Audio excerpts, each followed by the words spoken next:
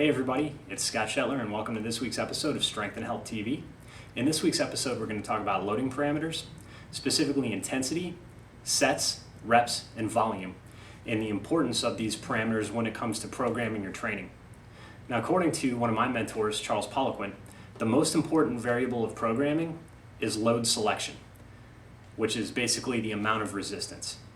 The amount of resistance is a term that we refer to as intensity. Now, there's a lot of confusion around the term intensity, but when we're talking about strength training, intensity refers to a percentage of your one repetition max. So if your training program calls for sets to be done at 75 to 85% intensity, basically what it's saying is your sets are going to be done with weight equal to 75 to 85% of your one repetition maximum. Now, oftentimes intensity is referred to incorrectly as how hard you're training, and that's not always the case. And as my friend Jack Reep, great power lifter, likes to say, intensity is not a backwards ball cap and a grimace. So keep that in mind when you're talking about strength training. Intensity refers to a specific percentage of your one repetition max. So a high intensity program is going to utilize percentages up near 90% or greater. A low intensity program would be maybe something like 60 to 65%. Now, one of the most important things to keep in mind is that when we're talking about repetitions, is that the lower the repetition when appropriate loading is used. For instance, if we do a 1 repetition maximum or a 3 repetition maximum, the adaptation is going to be more neural. All right, it's going to be more nervous system based. If the repetitions are lower, 12, 15, if the repetitions are higher, 12 reps, 15 reps, and so on, the adaptation becomes more metabolic. It's more of a cellular adaptation where we're affecting more of the muscle fiber. So if you look at the range of sets to reps, when we're talking about pure strength training, we're going to be using lower repetitions with higher intensities. When we're talking about more bodybuilding type methods or more hypertrophy muscle building methods, we're going to be talking usually about higher repetition sets with the appropriate loads, and we're going to talk about that a little bit more in depth here. Now, there is a misconception in the bodybuilding community that slowing down the rep tempo will actually increase intensity, and it does not. What slowing down the repetition tempo does is it increases your time under tension, and there's a lot of evidence that suggests that the greater the time under tension, the greater the hypertrophy effect or the greater the muscle building effect. So if you're doing a set that lasts 10 seconds or 15 seconds, you're not going to get the same muscle building effect as you're going to get doing a set that maybe lasts 40 seconds or 60 seconds. So when you talk about lifting speed and you talk about the other factors, the number of reps that you're performing during the set, and the load is going to have a big effect on that as well. You've got to use a load that allows you to get, if your target is 8 to 12 repetitions or 8 to 10 repetitions, if you're using the appropriate load, that's going to allow for the muscle to be exposed to a greater amount of tension than if you do a set of 2 reps, and those reps are going to be done probably in a matter of seconds, so you're not going to have as much time under tension. So if you're doing a 2 rep max, that's usually a very, very heavy weight. The set's going to be over pretty quickly, so it's going to be more of a neural strength adaptation than a muscle building adaptation. So when you're talking about maybe training for a program or training for a sport where weight is an issue, if you're trying to maintain a weight class and you can't afford to put on a lot of extra muscle, you're going to want to train with higher intensities and lower overall volume because you don't want to build any unnecessary muscle mass. And this is kind of if you go back to the recent episode where I talked about what muscle tension was, we talked a little bit about the importance of training with low reps and lower volumes if you're trying to maintain a specific weight class for a sport. Now, if we're just talking in general terms, if we look at total reps and then the percentage of 1 repetition max used, and I got this from a Charles Poliquin book. Basically what we're looking at here is when we're using 1 to 5 repetitions, that's going to allow for about 85% to 100% of your max. So if you're doing 85% of your 1 rep max, you should be able to get somewhere about 5 reps, and the closer you get up to 100%, you're going to be using fewer and fewer reps to the point you're just doing 1 rep. The adaptations there, it's mainly relative strength or strength in relation to body weight through enhanced neural adaptations. So we're improving basically maximal strength there. Not an optimal range if you're worried about building muscle size. Now if we go a little bit lower, we look at maybe the 6 to 8 rep range, which is going to allow for something in the 78 to 83%. What Poliquin says is that's the optimal compromise of max strength as well as hypertrophy. So if your goal is to build maximum strength and muscle size, doing sets in that 6 to 8 rep range is going to be more beneficial than doing sets in the 1 to 5 rep range. So if we go a little bit lower down on the rep range, or rather higher up on the rep ranges, if we go to 9 to 12 reps, we're going to be using loading in the 70 to 76% range. And according to Poliquin, that is the range for the best hypertrophy gains or the best gains in muscle size, leading to an increase in max strength. So if you look at that 6 to 8 and the 9 to 12 rep ranges are probably going to be the most beneficial for bodybuilders. But I would argue that it's probably a good idea, especially if they've got more years of training under their belt, that they should spend a little bit of time in the very low rep ranges building maximal strength, as that's going to allow their 70 to 76% and their 78 to 83% ranges to become greater over time as they improve their 1 rep max. And then finally, you've got the 13 to 20 rep range, which is going to be roughly 60 to 68% according to Poliquin. And those gains are going to be more in the strength endurance and lower hypertrophy. So again, if we go back and we look at this chart, we're looking at 1 to 5 reps at 85 to 100% of your max. That's going to be more for maximal strength development. 6 to 8 reps with something about 78 to 83% is going to be an optimal compromise between max strength development as well as hypertrophy or muscle size. 9 to 12 reps in the 70 to 76% range is going to be the best hypertrophy gain. So if you're looking at just increasing muscle mass, that's the 9 to 12 rep range is going to be optimal in the 70 to 76% of your 1 rep max range. And if you're looking at more a little bit of hypertrophy as well as strength endurance, 13 to 20 reps at 60 to roughly 68% is going to be the range that you're going to want to work in. Now, Poliquin recommends using percents as a guideline, and I agree. You just never know how you're going to feel on a particular day. You might be a little bit more run down, and if you're trying to do 85% or 80% of 1 rep max, it might feel like it's crushing you. Whereas if you feel really good, you're well recovered, 85% could fly up. So you've got to factor in, your daily levels of readiness. What Poliquin prefers, according to his advanced program design book, what Poliquin prefers is to let the reps dictate the weight or to dictate the load. For instance, if you want to do, if building muscle is your goal and you want to perform sets in the 6 to, or you want to perform a set in the 6 to 12 rep range, you're going to need to use a load that allows you to get at least 6 reps and no more than 12 reps.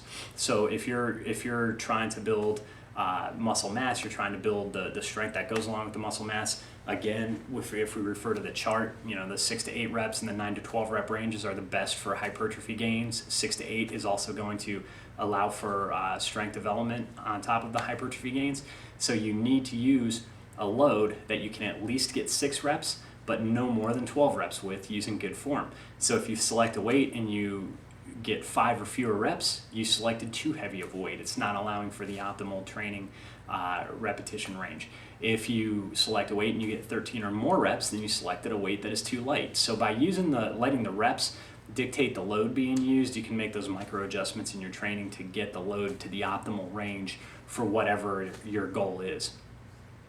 So again, using percents as a guideline, that should get you in the ballpark, and then you can make some micro adjustments based on setting your desired rep range for whatever your training goal is. Obviously, if it's max strength, you're going to probably be focusing on 5 or fewer reps. If it's hypertrophy, muscle size, coupled with some max strength, you're going to be looking at 6 to 8 rep sets. If it's just all-out hypertrophy, you're trying to build as much muscle as possible, 9 to 12 reps per set is going to be optimal. And then if your goal is strength endurance, 13 or more reps is going to be your range. So again, select a load that allows you to hit those repetition ranges. Now, the other factor that you have to consider when it comes to programming your training is volume. Volume is basically your total number of sets.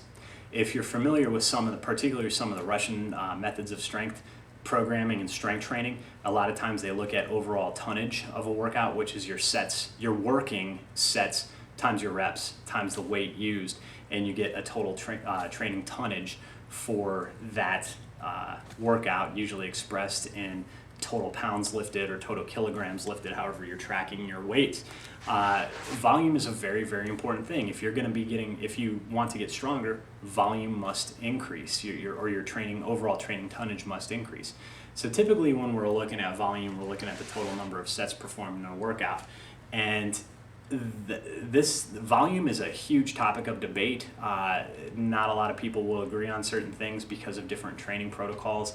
For instance, in the bodybuilding world, you've got some people that believe really, really high volume is the way to go. You've got some people that believe in the high intensity training principle where you basically just do one all-out set to failure. You got a lot of people that kind of fall somewhere in the middle of that. So there are a lot of theories, there are a lot of methods, and there are a lot of training ideas, many of which work. In fact, what most people find is that by switching their training methodology, one muscle size is the goal, that they tend to get better results because they're not allowing themselves to adapt to a certain methodology of training. So maybe training with some really high volume for a while and then increasing the intensity and lowering the volume, working that into your annual periodization is probably a good idea. But the two things that most strength coaches do agree on when it comes to volume is that one, volume is always inversely related to intensity. And two is that for best hypertrophy results, you're usually going to need a greater volume in your training. You're going to need to do a greater number of sets. Now, if we look at volume being inversely related to intensity, if I'm training for maximal strength, again, I'm going to be performing repetitions in the 1 to 5 range. In fact, you see a lot of programming where people do doubles, they do triples for multiple sets in their training when max strength is the goal. Sometimes you hear recommended training sets and reps, 5 sets of 2, 3 sets of 3, 2 sets of 5, 3 sets of 5, 3 to 5 sets of 3 to 5 reps. All these are very, very valid ways to train for maximal strength development. Some people follow programming similar to the Westside Barbell methodology, where you'll have a maximum effort day where you work up to an all-out 1 rep max of what you're capable on that day. And then they will usually couple that with a dynamic effort training day, usually three days later or so after the max effort day, where they're doing a higher volume. They're doing, for instance, in the squat, 8 to 12 sets of 2 reps, but the percentages that they're working at are going to be 50 to 60% with accommodating resistance, or which is adding chains or bands to the bar, or 75 to 85% using just straight weight with no bands or chains. So they have more of a volume-based day, and then they have more of a intensity-based day. So when you look at the intensity day, there's fewer number of sets, there's much less overall volume. You're making fairly big jumps up to your 1 rep max for that day. Then on the volume day, you might be performing 24 total lifts at 50 to 60%. So it's a greater amount of volume when you calculate the training tonnage.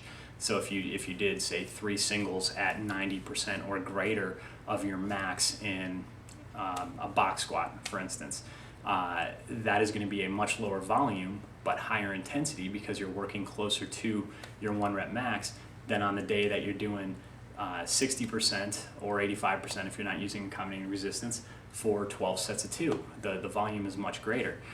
So that's one way that strength training program utilizes both high volume and high intensity training. But as a general rule of thumb, the greater the volume, the lower intensity, and the higher the intensity, the lower the volume. You're not going to be able to do probably 12 sets of 2 to 3 reps with 90-95% of your 1 rep max. It's just too heavy of a weight. And you know, on the flip side of that, you're not going to get any benefit from doing 60% for 3 singles or just 1 set of 3. There's just not enough work there to establish any sort of training effect. So keep that in mind. The higher the volume, the lower the overall intensity because you're doing a greater number of sets and reps. The higher the intensity, the higher the percentage of the 1 rep max, usually the lower the volume. And that's reflected if you look at training logs of weightlifters and powerlifters versus bodybuilders. The second rule of thumb that most strength coaches will agree on is that for greater hypertrophy, you need greater volume. One of my favorite programs, again, to go back to Poliquin, is his 10 by 10 program, which he calls German volume training. It's basically the 10 sets of 10 method, where you're trying to get 10 sets of 10 reps in a large compound exercise like the barbell squat or the barbell bench press. And you're trying to get 10 sets of 10 reps, and that's a tremendous amount of volume. That's 100 total repetitions. You may not get that at first. You may not hit 10 repetitions at all 10 sets, but that's your goal, is to get 10 sets of 10. It's a tremendous amount of volume. Usually it's recommended that you start that program at about 60% of your 1 repetition max, so at a very, very low intensity to handle all that volume. So it's a fantastic program for building muscle. It's not a great program for building maximum strength, but it's a tremendous program for building muscle. In fact, that's one of the programs that I used with Stick from Dead Prez during our Eat Plants Lift Iron experiment, where he was trying to gain 20 pounds of muscle mass in under 4 months following a whole food plant-based diet. The German volume training worked like a charm. That much volume built a tremendous amount of muscle on him in a very short period of time. So again, volume is always inversely related to intensity. The higher the intensity, the lower the volume. Higher the volume, the lower the intensity. And for maximum hypertrophy, as muscle size is your goal, you're generally going to need to do a greater volume. Now, that doesn't mean you shouldn't focus on developing maximum strength. There are times where you've got to add more weight to the bar. You've got to get stronger. It's outside the scope of this episode, but generally when you expose yourself to heavier and heavier loads, you can increase the muscle's ability to get bigger.